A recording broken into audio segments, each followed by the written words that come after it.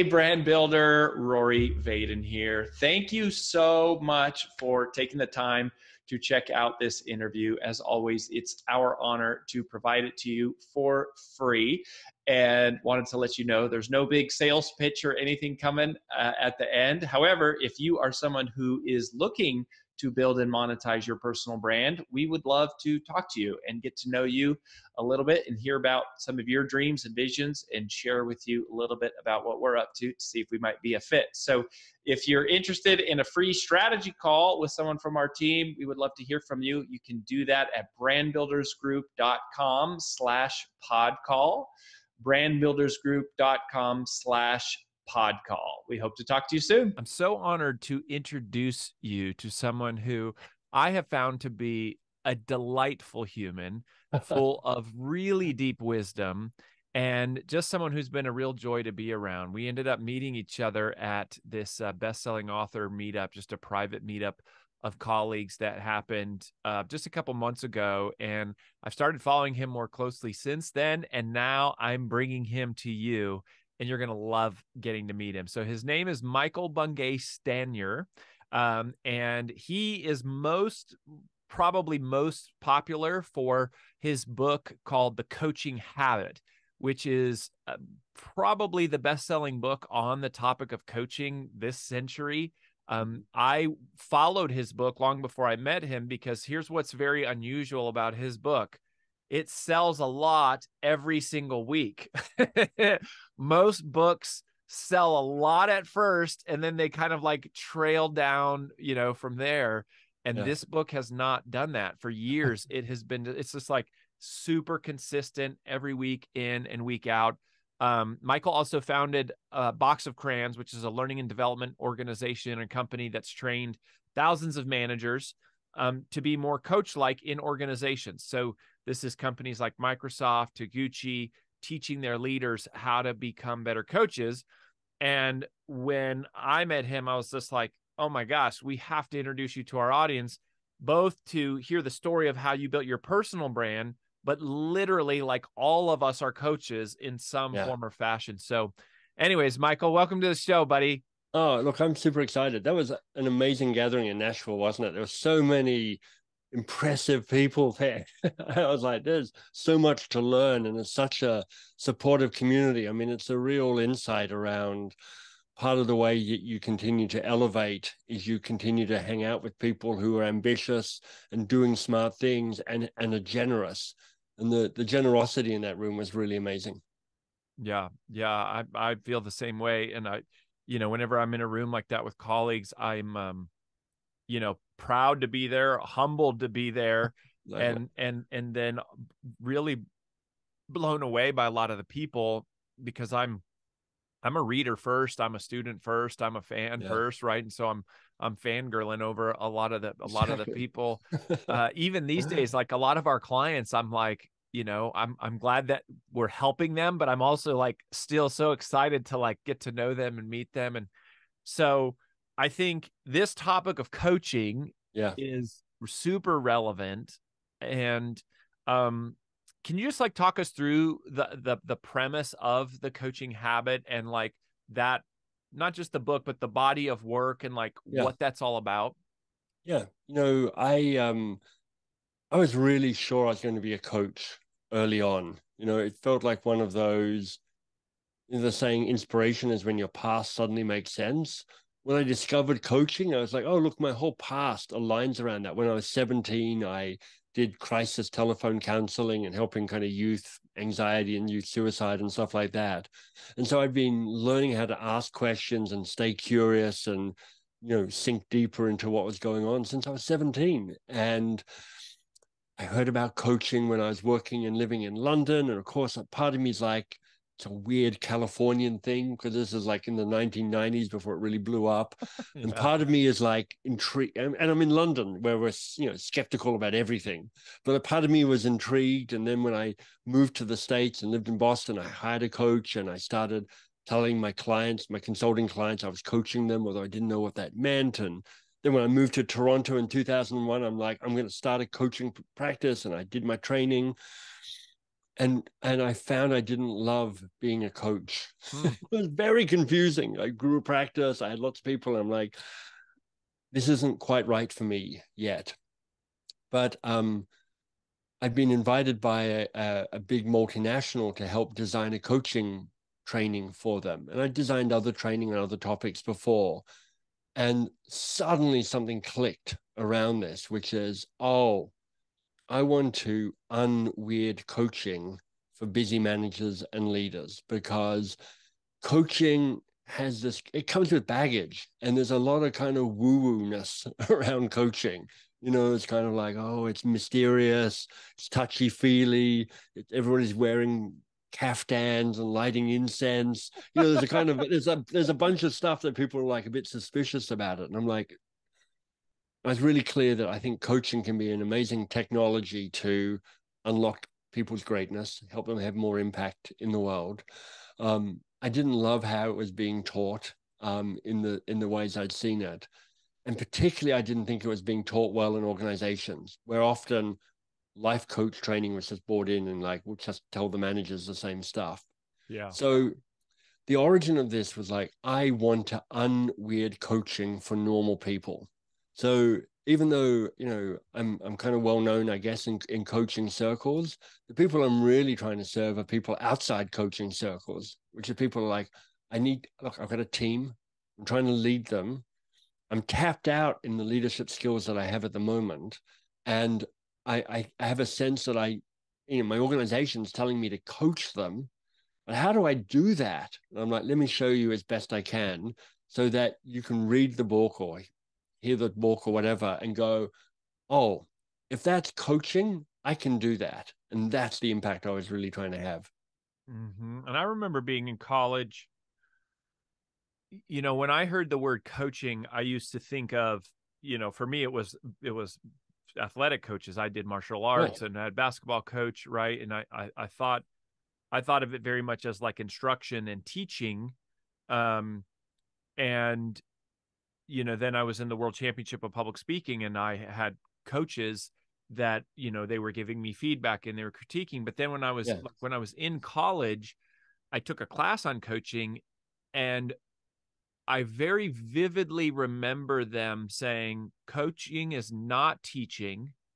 It's only listening. It's only asking questions. And like the foundational premise was that the client has all the answers. Yeah. And so it was like a very Socratic method of like, your Yeah. job is to only ask questions. And so even to this day, I'm still a little unclear on like what the proper definition of coaching is, because a lot of my clients Yeah. call me a coach, but I teach them what to do. Like I tell Exactly. them, so Yeah. I don't know if that I, counts. I, well, I think you can get really hung up on these kind of technical definitions of coaching. Sure. So I have a behaviorally based definition, which is simply this: can you stay curious a little bit longer? Can you rush to action and advice giving a little bit more slowly? Because I think coaching involves teaching. I think it is partly like, look, I've got scars, I've got wisdom, I've got stuff I can tell you. Some of the answers are not waiting to be uncovered within, because they're technical stuff that you learn in a different place. And I've got that wisdom and you don't yet have that wisdom. So I think it's ridiculous to say, oh, coaching, you can only ask a question. But equally, I think if you think coaching is just telling people what to do, you fundamentally misunderstood one of the powerful ways to help people learn. Because Mm-hmm. the goal in coaching is to help people generate new insights about themselves and about the world. You can do that by asking questions. You can do that by offering up learning, teaching, advice. It's to actually help them shift their behavior so they do something differently as a result of it. It's help them to notice the impact so they get feedback from their new insight and their new behavior. And then it's to help them then move to, now what's the new insight, noticing that. So insight, action, impact, and that's the cycle of coaching. And how you get there depends on the person, depends on the context, depends on the moment. Yeah, and inside that definition, and it's like I don't, like Brand Builders Group, I actually don't define it as a coaching company. We are really a training company. We have curriculum. Right. We're putting people through processes, exercises. We're certainly getting input like to tailor it to what we're doing, but it's like, it's not, and to me, that is very different from coaching, of the idea of going, ask questions to sort of help someone discover what, they're like. I love the way that you said, I think the word that you said was, it's technical training. Yeah. Technical training is different from sort of a find the answer within type of a conversation. But there's a way that these two dance together. It's not one or the other. I mean, if I was training you on your world championship speaking, you could give a talk, and I could immediately jump in and go, right, Rory, let me make some adjustments here. But it's actually a more powerful lesson for me to go, so Rory, tell me, before, I've got some ideas, but what do you think went well? What do you think your strength is? Where did you feel the weakness in the talk? What bit do you feel like you really need to focus on to kind of lift the level? And you figuring that stuff out is helpful for you. And it's also then helpful for me to then go, right, let me take, I can figure out the advice that's most useful for you. Like even at the highest level of sport now, like the Rugby World Championships on Rugby Union. And if you know it, it's a big thing. And if you know rugby union, you know that the New Zealand All Blacks are the team. They are the most winningest team in sport. They have this unparalleled success record. They dominate this sport in a way that is incredible for coming from a tiny country. And the way these elite sports people are taught are part directed through questions. What are you noticing? What are you learning? What do you guys think we need to solve around here? And part technical intervention, which is like, here's what we need to do differently around that. It's both. And the bias that I'm looking to shift for people is start with curiosity, and then know that teaching might be the thing that follows curiosity, because that might be the most appropriate thing to do. Mm-hmm. Yeah. And I think, like you're saying, to the context, I mean, there's so much power in somebody realizing for themselves what the action is. I also think about it in selling, when we teach like how to deal with objections. One of the things that we say is, you're selling if they're talking. And that basically is like the prospect, your prospect only believes like 20% of what you say, but they believe 100% of what you're able to get them to say. That's great. So if you can ask the questions, if you can orchestrate the questions and engineer the questions in a way that the light bulb comes on for themselves as they're talking, that's a revelation that will be more influential than you just telling them what to think. That's right. Because if you lead with advice, and that's what so many of us have kind of built in as our default response. Somebody starts talking to you, and after about 10 seconds, your advice monster comes up out of the dark and goes, oh, I'm going to add some value to this conversation. I'll just wait till they stop talking because I know what I want to tell them. But if you default to advice, the first thing you need to know is that the power in the relationship shifts. It's like you go one up, they go one down. And when they're one down, because you got the status and they don't, I know this answer, you don't know the answer. People inherently resist advice. Sometimes even when they ask for it, they're like, can you give me some advice on that? Yeah. And, I mean, just think of all the advice you've given and how little has been followed through on in your time. But if you can find a way for them to more specifically ask for it or figure some stuff out themselves, or for you to build on what they've already figured out, they're just more likely to hear what you've got to say to them. So it's not even, it's not even I should always ask questions. It's like, if I want my advice to land, leading with curiosity gives your actual advice a better chance of being more helpful and also acted upon. Mm-hmm. Mm-hmm. Yep. There's a part of it, like, especially I think when you're managing, quote unquote, managing someone, right? I think it's one thing if someone hires you to go teach me a skill, teach me Spanish, right? Teach me how to do QuickBooks, teach me how to paint. That's very different from going, how do I manage my my teammate to become a high performer? Or how do I have a Right. conversation with my aunt about how to change her life? Or how do I give advice to a friend who's going through a tough time? I think And that's true. But I'll tell you this, Rory. I am a teacher, like through my books and through my courses and the like. And it's something that, and knowing that there are coaches and teachers and people doing the similar stuff who are building their own brand by building their own content. One of my key design elements is, what's the least I can teach that would be the most useful? So part of that design philosophy is for me to not think that me just adding more value, more content, more information, more advice is actually helpful. Part of the discipline of being a great teacher is going, how do I strip it down to what's essential? How do I give them the least of what I can do? And how do I create the most space for them to then interact with it, to play with it, to understand it, to deepen it? And one of the things that I see in less experienced teachers, by teachers, you can be a facilitator or a coach or any other thing, is the sense of, I'll just keep adding more content as a way of proving my worth. And the courageous act is to keep taking content out so that you shift away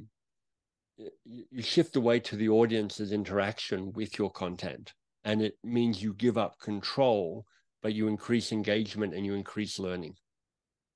yeah, that reminds me of, I'm pretty sure it's Mark Twain who said that brevity is the essence of wisdom. Right. That's right. And it also takes. Except he said it a little snappier than that. I'm kidding. It's a bad joke. But it also it takes more work to be able to say something concisely, but not to get away from your real point, which is to lead with, to be curious, not necessarily to is. So is being curious the same as just leading with questions? Well, I think so. I mean, I think questions are the great force of curiosity. So, it's useful to understand that most of us have an advice monster, a driver to go, look, the way I add value is I tell people stuff. And we have different things that advice monster feeds in us. Sometimes it's like, I like to just be the smart person, show my status, show that prove that I'm adding value by the content I have. Sometimes it's like, I like to be the person who rescues people. I like to save people. I like to be seen as the person who will protect everybody from everything and know everything so nobody has to stress or worry. And sometimes it's like, I just like being in control. And when I'm giving advice, I have the upper hand. I have control. But if you can understand that you've got a wiring and a bias to jumping in with advice, it's deeply wired in your brain. Your brain loves certainty. And when you're giving advice, even if it's the wrong advice to solving the wrong problem, your brain is still going, but this feels quite good. But when you ask a question, which your brain likes less, because it's like, when you ask a question, it's a little more ambiguous for your brain, because you're like, was that a good question? Did they understand the question? Will they have a good answer? What if they have a crazy answer that I don't even understand? There's a little moment of uncertainty, but then you shift the focus onto the person. You give them your full attention. It's about them rather than about your status. And that's when greatness gets unlocked. And so is the primary, benefit of that, you're saying, to just that they're more likely to make a change in their life if they come to the realization themselves? Is that the premise? Well, there's a couple of premises behind it. The first is, if you leap in with advice too soon, quite often you're not solving the real problem. One of the powerful questions in the Coaching Habit book is, what's the real challenge here for you? And the insight is, the first challenge that shows up is not the real challenge. And when your advice monster is loose, you're like, oh, that was the first challenge, and I've given you some advice. My work here is done. But your work here isn't done because you've just offered up not very good advice to solve the wrong problem. So if you can become if you're in a leadership role, if you can become the leader who is known for figuring out what the real problem is, rather than having the fast answer, you become a much more revered, much more valuable person to the people around you, because everybody's got answers. Very few people have the discipline to say, what's the real challenge here? What's the hard thing? What's the most important thing for us to solve? So part of it is like, can you figure out what the real problem is? That alone is gold dust. Secondly, it is absolutely true that if people figure out their own answers, they're more likely to act on their own answers. So if you'd like people to do something differently, the more they can figure this stuff out themselves, the more they can make their own neural connections. You help them grow in competence and confidence and autonomy and self-sufficiency. And all of that is good for them. But most of that can be really good for you as well, because you become more effective as a coach or as a manager or as a leader, because your people are like, I'm smarter, I'm more confident, I'm better able to figure this stuff out myself. I'm now less dependent on you as a leader, which means that you as a leader or whatever role you're in, you can just get on with your own stuff. So connecting this back to I love this I love the application of this to being a leader and a manager in an organization. There's also an element of this that to me feels like the more familiar someone is with you, like the closer you are in proximity, the more this feels important. Yeah. Where it's like your kids, right? Like they don't listen to you when you tell them to do stuff. They listen to somebody else. Yeah. Because you're in such close proximity, and in the people you see every day that you're leading on your team, it's like eventually they just get tired of hearing you say the same thing over and over again. You know, when you look at it as being a coach that people hire, right? And you go, they hire you. I think you when you get into like the dance you're talking about being curious, asking questions, but also I guess sometimes it's like like for life coaching, I process this very much as like a life coaching conversation. Yeah. If somebody is struggling, they don't know why, they feel blocked, they have low confidence, a lot of those are sort of these deep-rooted issues. If you look at like a different type of, I'm a health coach or something like that, or like I'm an accountant who coaches people on their finances. Right. Certainly there's always that part of it, like what's the real driving, how do you get them to change their behavior? Yeah. Like you're saying, it's a behavioral model. This is like the getting them to modify the behavior is the part of it. Teaching them the what to do is also a part of it. So anyways, just any tips on finding that balance, finding that dance if you're a hired coach, in those different kind of types of roles? So the starting point for me is when you are a coach in that role and you're hiring your clients and you're trying to figure out who your ideal clients are, because that's part of the quest for success, is who do I best serve? Sure. You have a conversation with them at the start going, what does good coaching look like or sound like to you? Let me tell you what it looks like and it sounds like to me. And you actually have this conversation going, how do we talk about how we work together before we plunge into the work? Because, if you're a health coach, somebody shows up at your door and you're like, great, I've got so much to tell you. I've got stuff about weight management, I've got stuff about diabetes, I've got stuff about exercise, I've got stuff about blood pressure. My head is filled with amazing content. And you're like, I'm so keen to prove my worth to you and add value, because I want you as a client, and I'm driven by purpose around helping the world be healthier. So you've got all this motivation to get into the work. But the thing to do is, before you get into that work, because it's calling you, but it can wait a moment, is you look your client in the eye and go, look, when you've worked with people before around your health and it's been really helpful for you, what happened? What did they do? What did you do? And what can we learn from that? And now let me tell you, when I've worked with people and I've coached them around health, and it's been really successful. Let me tell you what happened, what they did and what I did. And you actually have a conversation where you actually figure out what's the best expression of our working relationship together. And a couple of things are going to happen. One is you get to start educating your client around, this is how I work.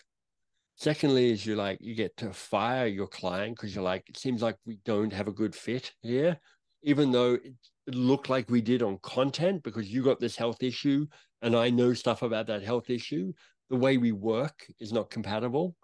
And secondly, you go, right, so I think I understand what the balance is between how much curiosity and how much advice that is best to strike in this circumstance. So there's no generic answer to this, Rory, other than to say there's a place for curiosity, there's a place for advice. On balance, lead with curiosity, because that will mean that when your advice shows up, it's better directed, it's more specific, and it's more likely to be solving the real issue. But primarily, it's like whenever you're working with anybody, sit down and go, how will we work together? Mm-hmm. So I want to come back to the management, like inside of a company, like organization, like a lot of the work you do with companies for a second. Yep. And I'm thinking about our team at Brand Builders Group, and like, we're growing so fast that we have basically like a mid-tier level of management that's developing. And some of those are people who started with us and, they're fairly young, but they've done so good and now they're getting promoted. And so they're in this new world of like, how do I manage and lead other people? You said something earlier in our chat that basically a lot of times people in corporate, they have like a stigma about coaching, like, oh, that's woo woo or whatever. But then you show them this other thing and they realize, oh no, if that's what you mean, I could do that. Yeah. What is that switch there? What's the thing that they're thinking now that gives them the stigma about coaching? And what's the way that they start thinking about it once they understand the coaching habit? In general, there are 5 reasons why people resist coaching, certainly in organizations. So let me walk through the 5 points of resistance and offer a counterpoint to those points. So the first is people go, I just don't have time for this stuff. I mean, I'd love to be coaching my people, but Rory's a hard taskmaster. I've got too much on my plate. My calendar's already super busy. And, I know coaching is like this, 45-minute or 1 hour conversation. I've got a life. I can't do that with my people. And I'm like, great, I agree. If you can't coach in 10 minutes or less, you don't have time to coach. So it's like resetting this expectation around what coaching is. It can be a really fast conversation. In fact, at its best, it's 5 minutes or it's 10 minutes. And then the second point of resistance people go is, Michael, still don't have time to coach. Even if I could coach in 5 minutes or less, like my world is full. And the gaps I've got in my calendar are for going to the bathroom, having lunch, and doing all the other stuff that is urgent and important on my plate around this. I can't add coaching to what's expected of me in my company. And I'm like, great. Because if we're trying to add coaching to what you're already doing, we've lost. It's just pouring water into a full glass. This is about transforming what you currently do so that you can be more coach-like in the way that you interact in your current interactions, on email, in person, over Zoom, whatever it might be. It's not adding it. You're not going, I need to now add coaching to everything I'm already doing. It's like, be more coach-like in your current interactions. Then the third point of resistance people go is like, look, I don't want to be a coach. I didn't sign up to Brand Builders Group to be a coach. I signed up to help people figure out what their essence was in the world, or help them drive their marketing, or help understand their speaking position, or help build their speaking business. I'm a marketeer, or I'm a salesperson, or I'm a brand builder. I've got technical expertise that I'm working on. Don't make me be a coach. And I'm like, great. I don't want you to be a coach. There are lots of coaches who want to be coaches, but I want you to be coach-like. It's not a role, it's a leadership behavior. We're not making you put on an uncomfortable suit, which is like, this is just an essential way to lead. Be coach-like. And then Oh, I people love go, that. this is number 4, which is like, but honestly, I'm not even sure what coaching is, because like you, it's like, is it sport? Is it executive? Is it life? Is it health? Is it ADHD? Is it, there's 1,000 variations of coaching, and I'm not sure what any of them are. And that's that definition we've talked about, really behavioral. Can you just stay curious a little bit longer? Can you rush to action and advice giving a little bit more slowly? So it's got no woo-woo or kind of outcome thing. It's just a process, staying curious longer. And then the fifth and final point of resistance, Rory, is people going, okay, but what's in it for me? Like, I can see why Rory wants me to be a coach, because that's going to help the people in the organization thrive and do their best and keep up with the growth we're having as a business. And I can understand why the people who I'm leading would love me to be a coach, because it's a great leadership skill, and I feel seen and I feel heard and I feel encouraged, and I become more competent and confident and capable and self-sufficient. But, you're asking me to shift my behavior. I'm pretty good at giving advice. What's in it for me? And for me, I would say it helps you essentially work less hard and have more impact. So whether, Rory, people are wired one of two ways. They either want to move away from pain or they want to move towards reward. So if you're a move towards reward person, it's like this allows you to do more great work that has more meaning and work that has more impact, and those around you to do the same. But you get to do more great work. And if you want to move away from pain, it's like means that my team is less dependent on me. It means that I'm less overwhelmed, and it means that I'm more connected to the work that really matters.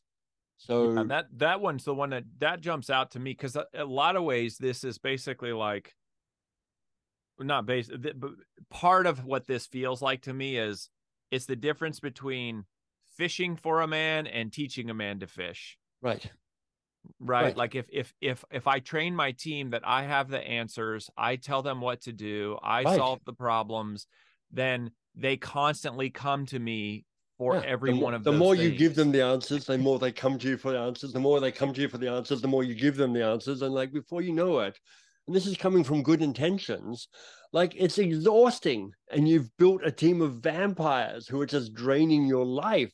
Like, what? You guys are smart and capable and talented. That's why I hired you. What has happened? And you've just built this system where they're like, I don't feel I can come up with my own stuff because you want to give me the answer the whole time. So it's a real shift in identity sometimes. Yeah, I mean, one of the other things that I don't think has come up in this conversation, but one of the other benefits of doing it this way is you actually learn a ton. Like I'm shocked sometimes at the creative stuff that like a team or a client will come up with, where I'm like, Yeah. I never would have thought of that. Right. And by not launching in just like Yeah. giving them the recipe, you have a chance to be like, there's this beautiful discoveries that come out of it. Well, you haven't hired the people you've hired to just come up with ideas as good as you can come up with, because you're like, I can already do that. I'm hiring you to have ideas better than I can do and take this business further than I can think of. You want their full brilliance. And this commitment to curiosity allows people to say, oh, I'm going to bring my best. You've given me the insight and the courage and the commitment to kind of like try and be braver, be bolder, have better ideas. Mm-hmm. Mm-hmm. Yeah. Well, I want to ask you one other thing before I do that. Where should people go, Michael, just to like connect with you? I know that we'll put links to the Coaching Habit book Yeah, and your thanks. other books and stuff too. But where should people go if they want to link up with you? Yeah, the main website is mbs.works. And that's a hub for all the books, the Coaching Habit, the Advice Trap. The new one is called How to Work with Almost Anyone. And all of those books have, free resources and stuff. So whether you want to download the questions from the Coaching Habit book or see me hold a keystone conversation from How to Work with Almost Anyone, all of that's accessible and available for people. Mm-hmm. And so if somebody is um kind of saying, all right, I'm willing to give this a shot, whether it's with a paying client or someone they're managing, or even a Yep. family or a member or a friend.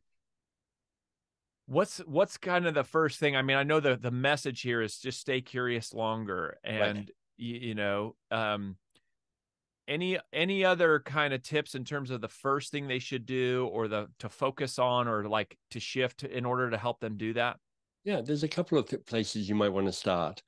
One really interesting place to start is just start noticing how much advice you give during the day, how quick you are to jump in, often interrupt, kind of how quickly you stop listening to the other person because the answer is already in your head. You're like, we've only just met, we've been talking for 20 seconds. You're telling me a complex situation about people I don't know, in a culture I don't know, with a team I don't know, but I think I've already got the answer for you. So just start noticing how quickly you default to that. That's one option. If you want to get more specific, staying curious longer is a really great overall mantra, but it's unlikely to shift your behavior. So what I would do is get specific. This is just good habit building 101, which is like, who's the person with whom you'd like to build a coaching habit? And what's the context in which you might be interacting with that person? And if you could pick just one question to ask that person, might be, what's the real challenge here for you? It might be, and what else? The best coaching question in the world. There's always a place for and what else. It might be, what was most useful or valuable for you at the end of the meeting? You could just pick one question. What question would it be? You know, People abandon habit building because they try and take on too much at once. The smaller you can make it, the more likely it is that you're going to get that first rep in. And once you get the first rep in, the second rep's easier. So pick something specific, pick one question, one person, one context, and then commit to actually following through on that. That's great, man. Well, I love it. I mean, there's no doubt that this can, if nothing else, this can improve our relationships with one another dramatically. Indeed. It's like God gave you two ears and one mouth for a reason, That's and right. is it's kind of the like slow to speak, quick to listen kind of a thought. So I really appreciate this and love it. Thanks so much for being a part of this and sharing your wisdom, and we're cheering you on, man. Yeah. Thank you, Rory. It's been great.